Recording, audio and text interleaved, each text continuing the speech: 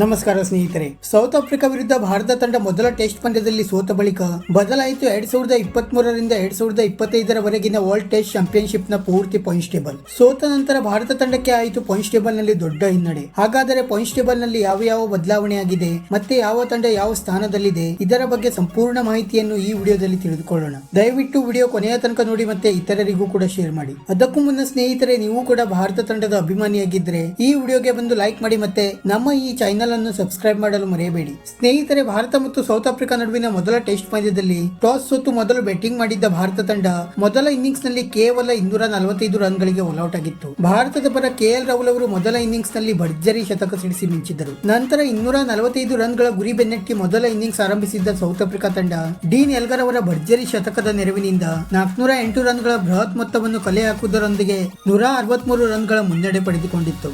ನಂತರ 163 ರನ್ ಗಳ ಹಿನ್ನಡೆಯೊಂದಿಗೆ ಎರಡನೇ ಇನ್ನಿಂಗ್ಸ್ ಆರಂಭಿಸಿದ ಭಾರತ ತಂಡ ವಿರಾಟ್ ಕೊಹ್ಲಿ ಅವರ 76 ರನ್ ಗಳ ಹೊರತಾಗಿಯೂ ಕೂಡ ಕೇವಲ 131 ರನ್ ಗಳಿಗೆ ಆಲ್ಔಟ್ ಆಗುವ ಮೂಲಕ ಇನ್ನಿಂಗ್ಸ್ ಮತ್ತೆ 32 ರನ್ ಗಳ ಅಂತರದಿಂದ ಹೀನಾಯ ಸೋಲನ್ನು ಅನುಭವಿಸಿತ್ತು.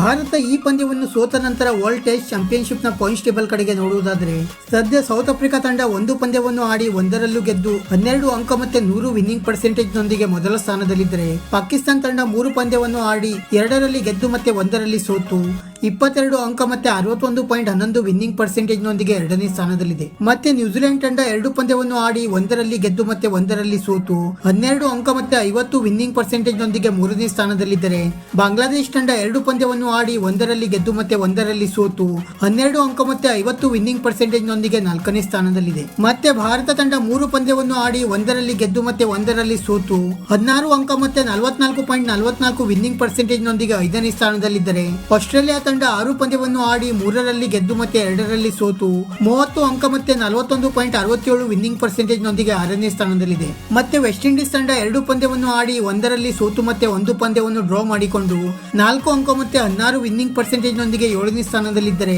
ಇಂಗ್ಲೆಂಡ್ ತಂಡ 5 ಪಂದ್ಯವನ್ನು ಆಡಿ 2ರಲ್ಲಿ ಗೆದ್ದು ಮತ್ತೆ 2ರಲ್ಲಿ ಸೋತು 9 ಅಂಕ ಮತ್ತೆ 15 ವಿನ್ನಿಂಗ್ ಪರ್ಸೆಂಟೇಜ್ ನೊಂದಿಗೆ 8ನೇ ಸ್ಥಾನದಲ್ಲಿದೆ. ಮತ್ತೆ ಶ್ರೀಲಂಕಾ ತಂಡ 2 ಪಂದ್ಯವನ್ನು ಆಡಿ 2ರಲ್ಲಿ ಸೋತು ಪಾಯಿಂಟ್ಸ್ ಟೇಬಲ್ ನಲ್ಲಿ ಕೊನೆಯ ಸ್ಥಾನದಲ್ಲಿದೆ. ಸ್ನೇಹಿತರೆ, ಇದಾಗಿತ್ತು ವರ್ಲ್ಡ್ ಟೆಸ್ಟ್ ಚಾಂಪಿಯನ್ಶಿಪ್ ನ ಪಾಯಿಂಟ್ಸ್ ಟೇಬಲ್. ಇದೇ ರೀತಿ ಕ್ರಿಕೆಟ್ ಸುದ್ದಿಗಾಗಿ ಈ ವಿಡಿಯೋಗೆ ಒಂದು ಲೈಕ್ ಮಾಡಿ ಮತ್ತೆ ನಮ್ಮ ಈ ಚಾನೆಲ್ ಅನ್ನು ಸಬ್ಸ್ಕ್ರೈಬ್ ಮಾಡಲು ಮರೆಯಬೇಡಿ.